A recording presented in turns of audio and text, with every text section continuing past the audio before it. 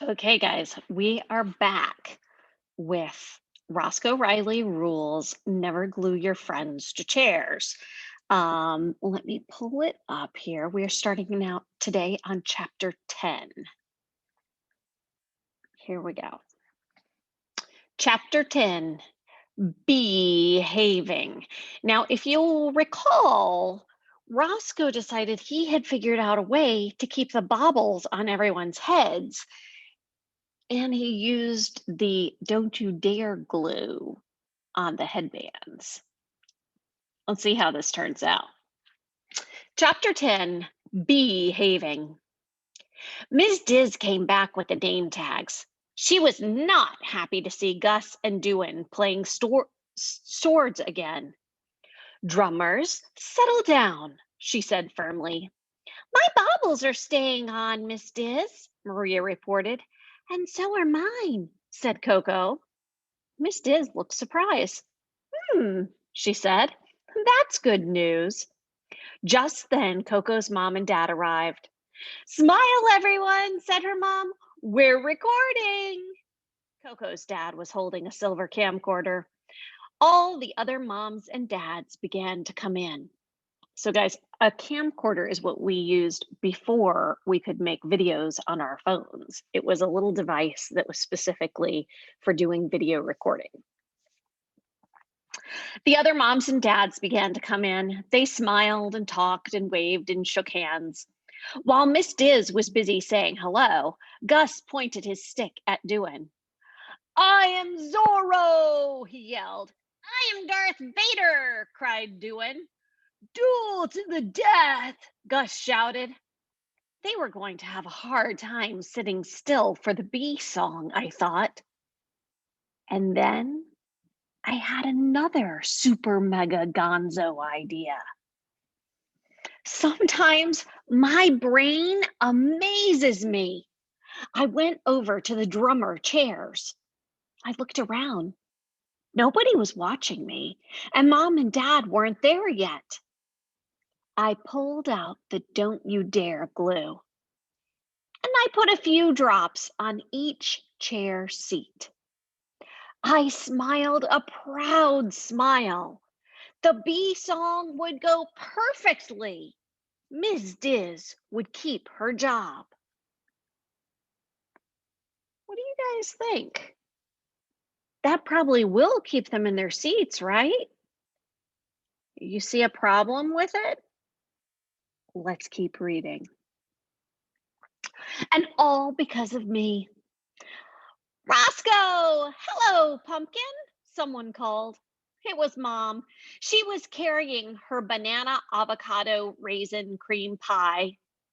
It is not really okay for moms to call you pumpkin in front of your classmates, but that's all right. Sometimes parents forget to follow the rules too. Dad was right behind her. He was carrying Hazel. Hazel only goes to preschool half a day. Little kids have it so easy. What's on Roscoe's head, Mommy? Hazel asked. These are my bee baubles, I said proudly. I wiggled my head. They stayed put. I am a genius, I thought. Miss Diz clapped her hands and put a finger to her lips. Parents, please find a seat. We have an exciting performance planned for you. All the moms and dads sat down.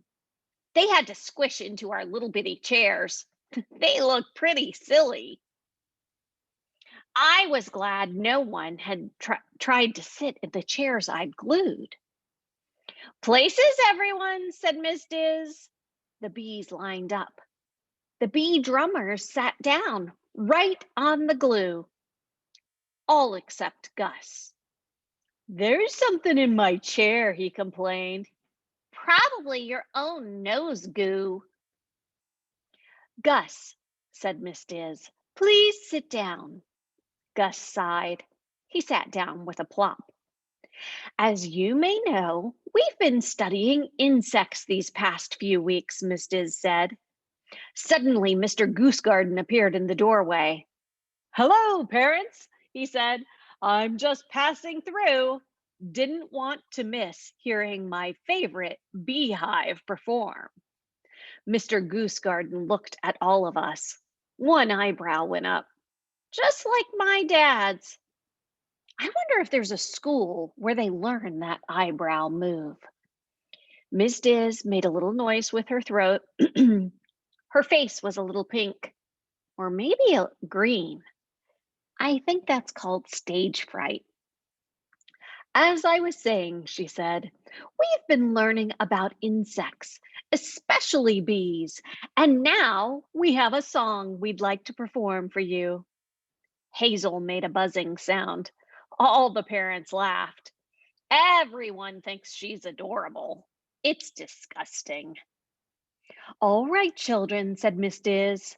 She made her voice a whisper. We are going to do this just right this time. She looked over at the drummers. Even Gus was sitting perfectly still. Not that he had a choice. 1, 2, 3, said Miss Diz. We all sang loud and clear and pounded nice and steady. When we were done, the parents cheered and clapped. Someone even whistled. Bravo! A dad yelled. Coco's mom wiped tears from her eyes. Can we have the cookies now? Asked Hazel. Miss Diz looked very happy. She wasn't pink or green anymore. Mr. Goose Garden grinned. Children, I knew you'd come through. That was just perfect.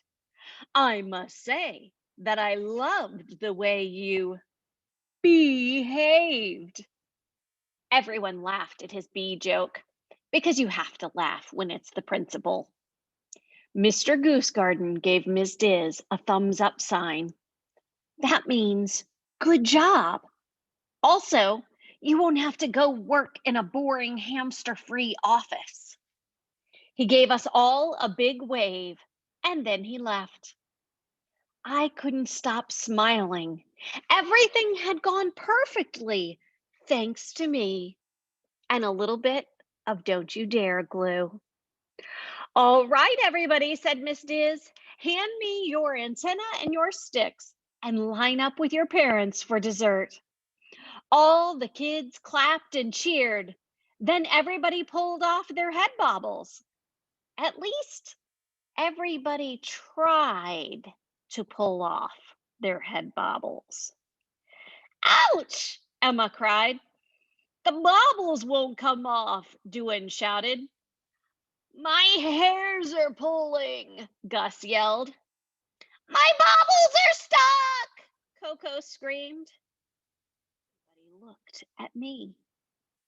Their faces were kind of surprised, then mad, then really mad. It seemed like maybe a good time for me to go to the bathroom. But when I tried to get up, my chair came with me. Chapter 11. Uh-oh. I yanked on that chair. I tugged, I pulled, I whirled around like Goofy chasing his tail. Gus and Duane and Coco and Maria tried to get up too, but those chairs were stuck to our clothes permanently, just like the glue label had promised. Uh-oh, I said, real softly. No one heard me except Gus. All the kids were too busy screaming about their baubles and running around like crazy people. Parents were dashing over to see what all the fuss was about. Coco's dad was recording the whole mess, and Ms. Diz looked like she might faint. If you ask me, they were getting a little carried away about the head baubles. I mean, really, some of us had more important problems, like butt chairs. Roscoe, Gus said, how come you said, uh-oh? Did you do something? Oh my goodness, there they are, the drummers. The poor drummers. The don't you dare glue, I whispered. I sort of dared. Whoa! Gus wiggled the chair attached to his rear end. That is some glue. I'm doomed, I said. Totally, Gus said.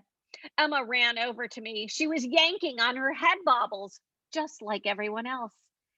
Roscoe, she said, did you use the don't you dare glue on the bobbles?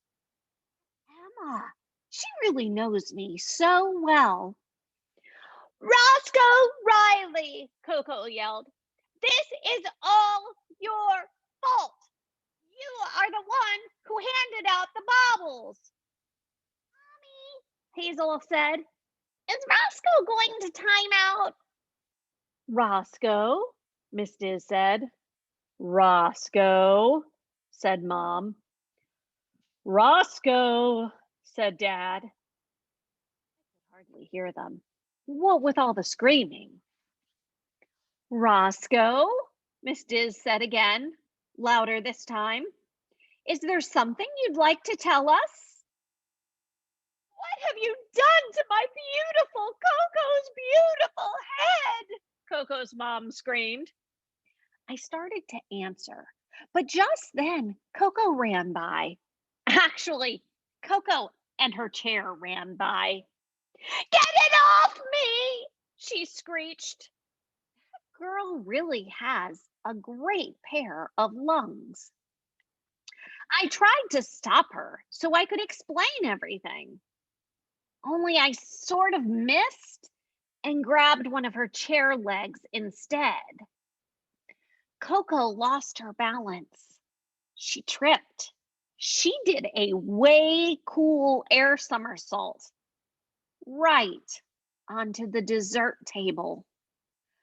All those beautiful desserts went flying. Also, Mom's horrible banana avocado raisin cream pie. I watched that pie float through the air like it was a slow motion movie. Higher and higher, twirling and swirling, a deadly missile made of bananas and avocados and raisins. And it was heading straight for poor Miss Diz. I knew what I had to do. After all the trouble I'd caused, I had to save my teacher. I leaped into the air,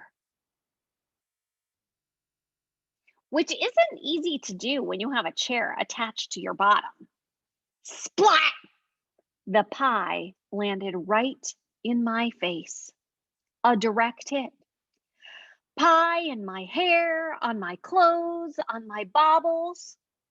I lay on the floor, chair glued to me, pie covering me, kids screaming, parents yelling, but Miss Diz was safe. And you know, that pie really wasn't half bad. Chapter 12, Holes in Our Heads. Ms. Diz and the parents had to use scissors to cut us off our chairs. That part was a little embarrassing. Plus, we had to borrow clothes from the lost and found box. I had to wear pink bunny pants. That part was way embarrassing. They had to cut off our baubles too. We all lost a little hair because of the glue situation. Some of the kids were not too happy about the holes in their heads. But I reminded them that their hair would grow back before they knew it. I had to have a long talk with Ms. Diz and Mom and Dad. When I explained to Ms. Diz how I was trying to save her job, she gave me a hug. That is teacher for, I forgive you, kiddo. She made me promise that next time I'd ask first before I tried to save her, and to never, ever, ever, don't you dare glue again. She also said she loved her job and that Mr. Goose Garden would think the whole glue story was funny someday. Like I said, Miss Diz is a great teacher, even if she is just a beginner. Chapter 13. Goodbye from Time Out. So now you know why I'm in timeout. Actually, Mom and Dad were really proud of me for trying to help Miss Diz. They just didn't like the part where I took the "don't you dare" glue out of the drawer to begin with. Now that I think about it, I can see their point. That glue is way sticky. Anyway, thank you for hanging out with me. It's been nice to have some company. Here come Mom and Dad now. I'm going to tell them again how sorry I am. And then maybe we'll go to the barber shop to fix my bald spots. Now I know how my dad feels. But first, we'll have a big hug. That's the best part of time out. Guys, I hope you enjoyed our first Roscoe Riley book. And here at the end, it looks like there are some things. Let's see, 10 way cool things that somebody should invent. Number 1, chocolate spaghetti. Number 2, a water slide for my bathtub. Number 3, popcorn flavored bubble gum. I'm not sure I like that idea. Number 4, invisible spray for broccoli and other emergencies. Wouldn't that be funny if you had a spray and you could make something suddenly invisible? So if there was something you didn't love, you could just make it invisible. Number 5, trampoline floors at school. Number 6, robots that pick up dirty socks. Whoo! I could use one of those in my house. Number 7, remote controls with a mute button for little sisters. Number 8, remote controls with a mute button for big brothers. Number 9, one size fits all head bobbles. And number 10, super mega gonzo glue remover. I could see how he would come up with those things. What is something that you think would be really cool if somebody invented it? Think about that. See if you can add to Roscoe Riley's list. I hope you guys enjoyed that. Roscoe Riley is found in our triangle section in our beginning chapter books. And let me see.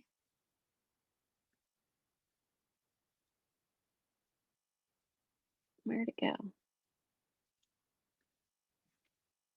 Here it is. I want to go back to there we go. Roscoe Riley Rules. And this, it's by Catherine Applegate. So you look at APP. Those are the first 3 letters of the author's last name to find them. And we have several other Roscoe Riley books in our library at school. See you next time.